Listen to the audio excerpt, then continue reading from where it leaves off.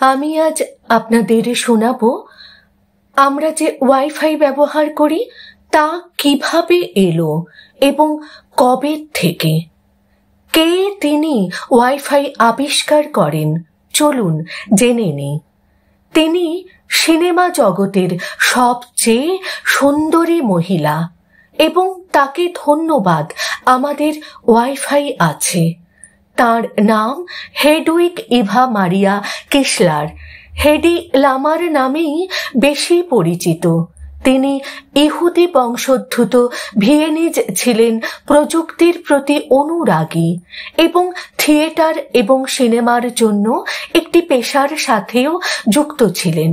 হলিউডে এবং প্রথমে জার্মানিতে, যেখানে তিনি তার কর্মজীবন শুরু করেছিলেন এবং তারপরে নাৎসিদের এড়াতে পালিয়ে গিয়েছিলেন।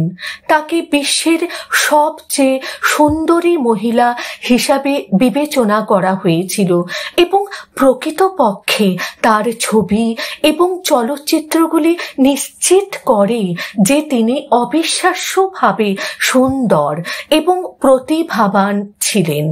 হলিউডের খুব কমই সন্দেহ করেছিল যে স্পেন্সার ট্রেসি বা ক্লার্ক গেবলের সাথে অভিনীত শ্যামাঙ্গিনীও একজন কমিউনিকেশন ইঞ্জিনিয়ার ছিলেন, যিনি একটি মিসাইল রিমোট কন্ট্রোল সিস্টেম আবিষ্কার এবং পেটেন্ট করতে সক্ষম ছিলেন। যদিও এই আবিষ্কারটি 1942 সালে পেটেন্ট করা হয়েছিল। কিউবার ক্ষেপণাস্ত্র সংকটের সময় মার্কিন প্রতিরক্ষা বিভাগ 1960 সাল পর্যন্ত প্রযুক্তিটি গ্রহণ করেনি। হেডি লামারের উদ্ভাবন আধুনিক ওয়াইফাই প্রযুক্তির বিকাশের ভিত্তি হয়ে উঠেছে। সংক্ষেপে, আমরা যদি আজকে নেটওয়ার্কে সেলফোন, পিসি এবং ট্যাবলেটের সাথে ওয়্যারলেস সংযোগ করতে পারি, আমরা হেডি লামারকে ঋণী করি।